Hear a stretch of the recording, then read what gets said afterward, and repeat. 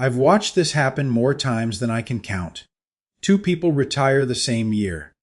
Same net worth on paper. Both around $1,500,000. One of them is somewhere in Portugal right now, staying at an Airbnb for 3 weeks because it costs less than his mortgage back home. He checks his phone once a day, not because he has to, because he wants to. The other one is back in Ohio, fielding a call from a contractor. The deck needs restaining again. The vacation property in the mountains had a pipe burst last winter, and the repair bill wiped out 4 months of rental income. He's not broke, he just can't stop the bleeding. Same number. Completely different lives. And when I started looking closely at what separated them, it wasn't discipline. It wasn't timing. It wasn't even which stocks they picked. It was what they bought. One of them spent 30 years accumulating assets that generate cash and stay liquid. The other spent 30 years accumulating things that look like assets on paper, but behave like liabilities in real life. They demand time, carry fees, and fight back when you try to sell them. Having money and having the right assets are not the same thing. You can have $1,500,000 locked inside the wrong things and still live like someone who's running out of options. There are 8 specific asset types that wealthy retirees almost universally avoid, and the middle class buys them constantly, usually with the best intentions, usually on solid advice from someone they trust. Number 1 and number 2 on this list, they're probably stealing your weekends right now. And number 5, pay close attention to that one, because there's a good chance it was sold to you by someone sitting at your dinner table. Let's start with the one that feels the most reasonable. You've worked hard for 25 years. You want a place that's yours. Somewhere the family can gather, somewhere with a view, somewhere that holds memories. A vacation home, a timeshare, maybe a rental property on the side to generate income. It sounds like financial planning. It feels like reward. And for a certain type of buyer, it actually works.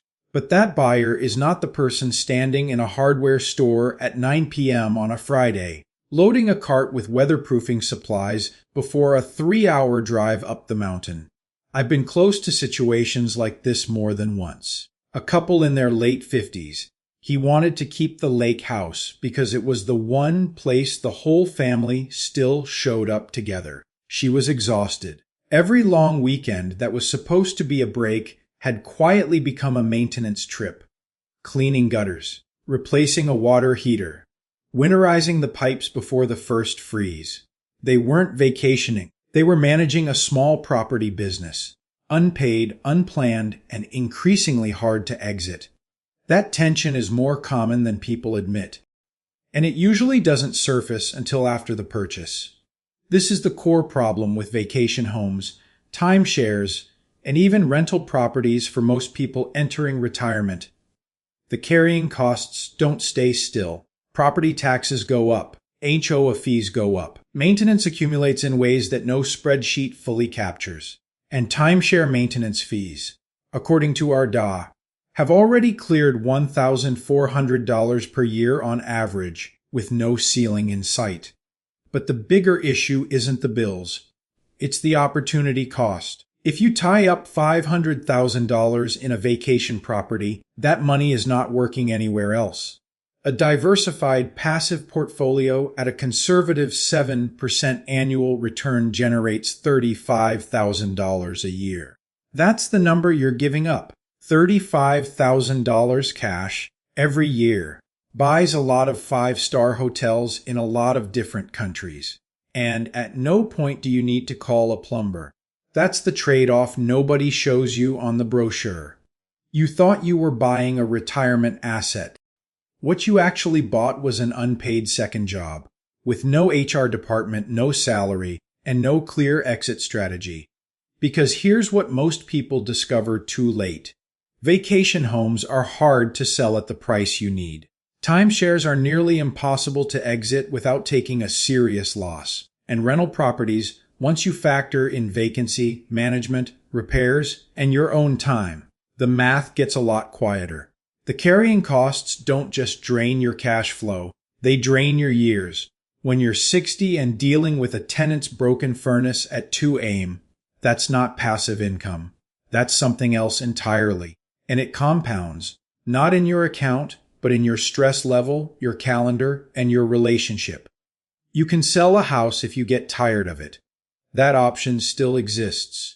But what happens when the money you spent a lifetime saving gets locked behind a contract, and the person holding the key is someone you used to trust completely?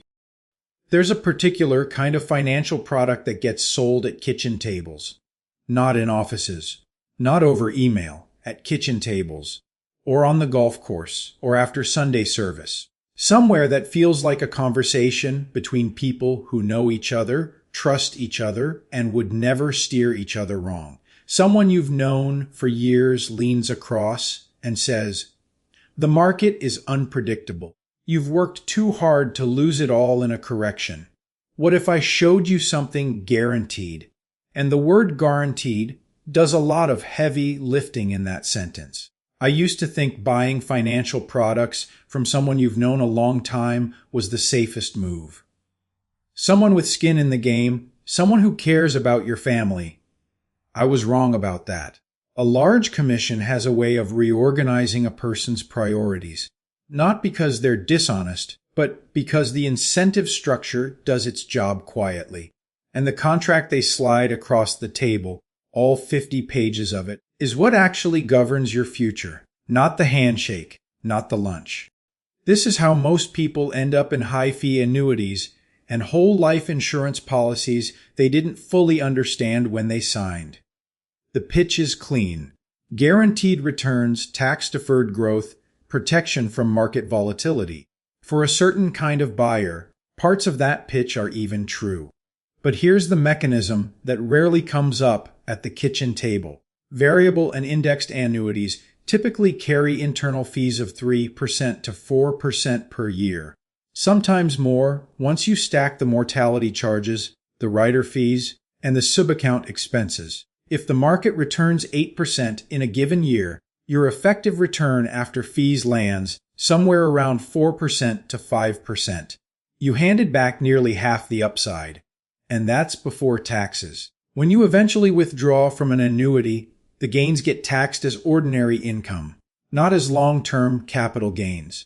In 2026, that difference matters significantly. Long-term capital gains max out at 20% for most high earners. Ordinary income tax can reach 37%. On a large annuity payout, that gap doesn't just sting. It restructures the outcome entirely. Now layer in the surrender charges. Most annuity contracts lock your money for 7 to 10 years. Pull out early and you're looking at penalties that can run 7% to 10% of the total value in the first years of the contract. A family I know went through this. Husband retired early, moved a significant chunk of savings into an annuity on the recommendation of a close family friend. Someone from their church, someone they'd known for over a decade. 2 years later, a health situation came up and they needed liquidity fast. They found out the hard way that the money wasn't really accessible, not without giving a substantial piece of it back to the insurance company first. That's not a market crash. That's a contract doing exactly what it was designed to do. The same structure runs through many whole life insurance policies sold as retirement vehicles. The cash value grows slowly, the internal costs are high, and the returns consistently underperform what a straightforward index fund would have delivered over the same period. Think about what happens when inflation holds at an elevated rate for an extended stretch.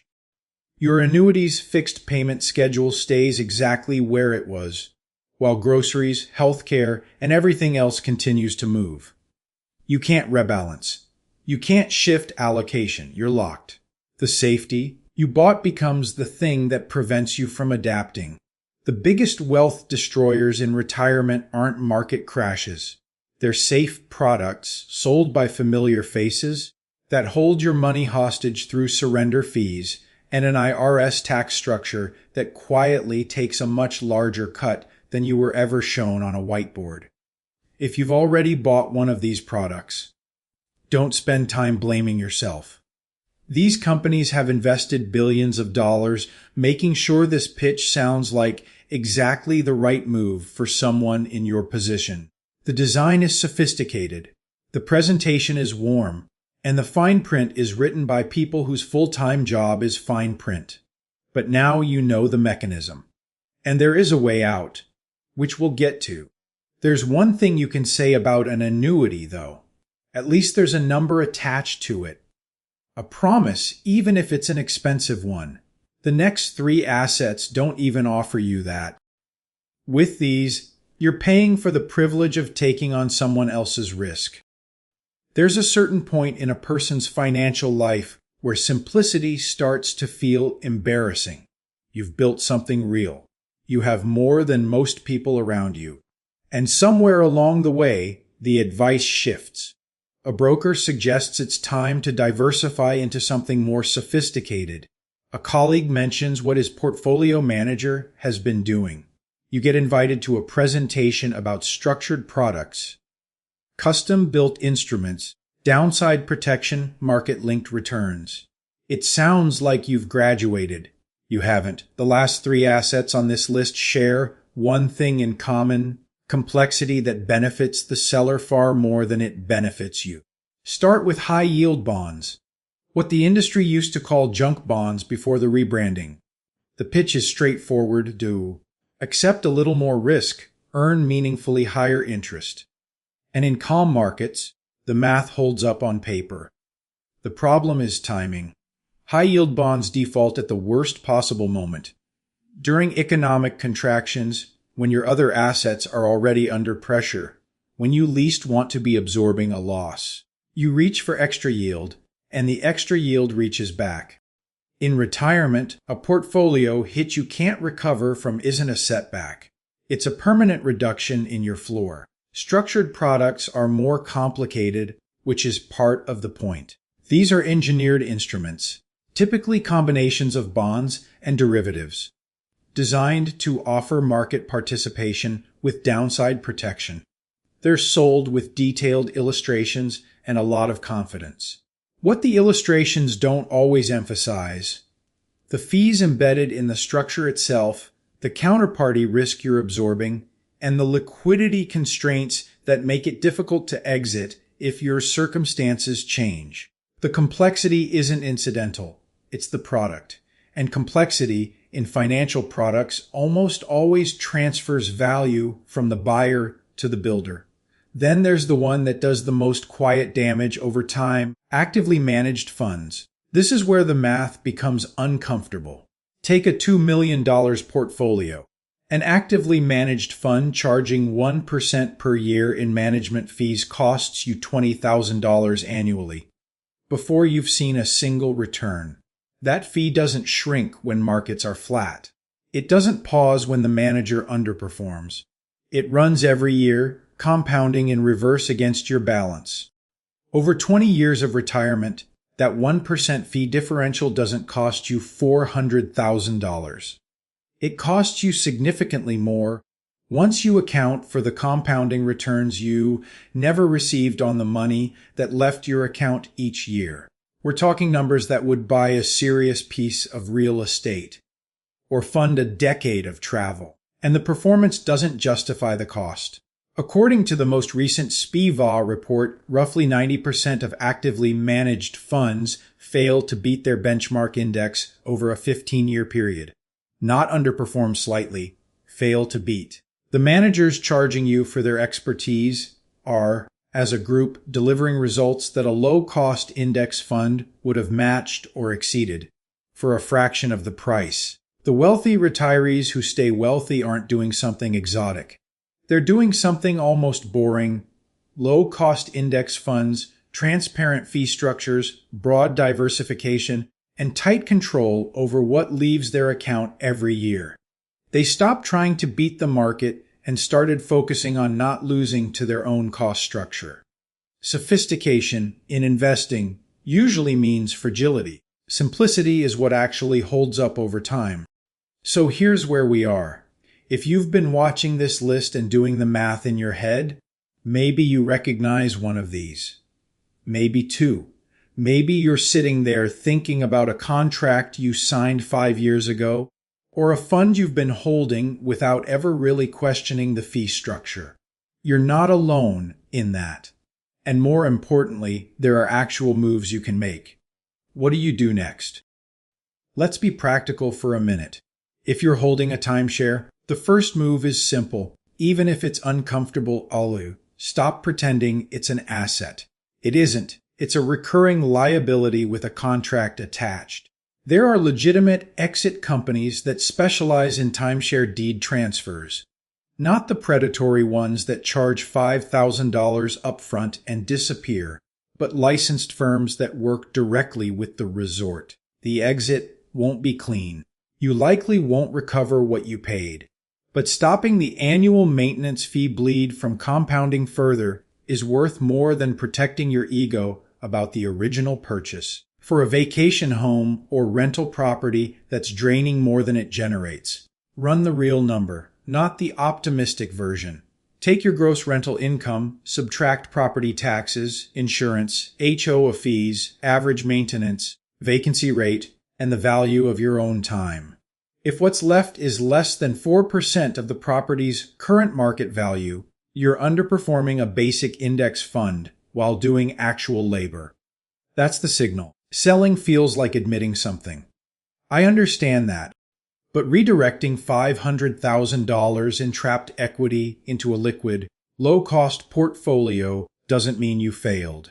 It means you finally put the money to work instead of the other way around. Now for the harder situation. If you're locked inside an annuity or a whole life policy that isn't performing, I can't hand you a magic fix that recovers everything you've paid in fees over the years.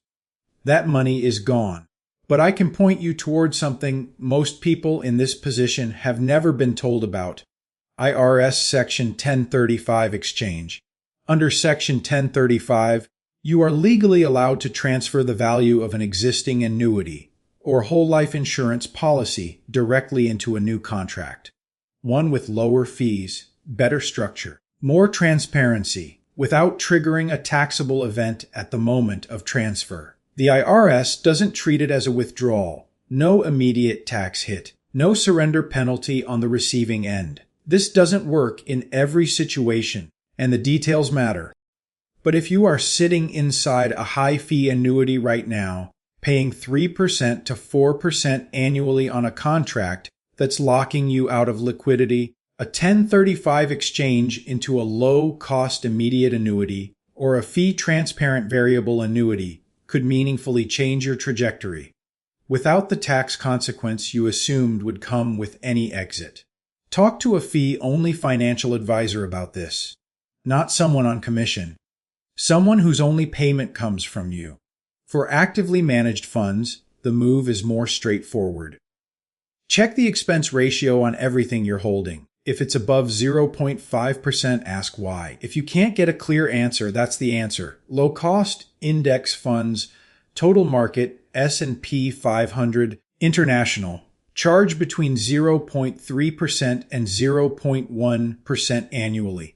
The switch is not complicated. The tax implications of selling depend on your account type, but inside a 401k or IRA, you can reallocate without a taxable event.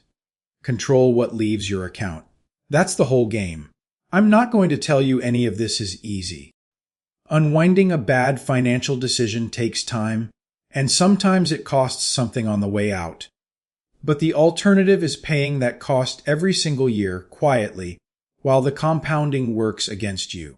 You can start reclaiming the cash flow this month. Not all of it, but some of it. And that's where it begins. Here's the framework, stripped down to what actually matters. Liquidity is not a consolation prize for people who couldn't afford real assets. Liquidity is the asset. It's what gives you the ability to move, to adapt, to say no to a bad situation without bleeding out in the process. The wealthy retirees who sleep well at night aren't the ones with the most impressive portfolio names. They're the ones who can access their money when they need it. Income matters more than net worth on paper. A $2 million portfolio that generates reliable, accessible cash flow every month is worth more in real life than a $3 million portfolio locked inside illiquid contracts, high fee structures, and properties that fight back. And cost control, knowing exactly what leaves your account every year and why, is the lever most people never touch. Not because they can't, because nobody told them it was there. Stop collecting complicated things that impress people at dinner parties. Start collecting options. The freedom to travel without checking whether a contractor called. The freedom to retire early if your health changes. The freedom to help your kids without triggering a surrender fee first. That's what the right assets actually buy you. Not status. Not a story. Just room to live the way you intended when you started saving in the first place. If this video helped you look at your own portfolio differently, subscribe to Wes Investor. Next week, we're going to keep pulling back the curtain on the financial truths that don't get talked about enough. See you then.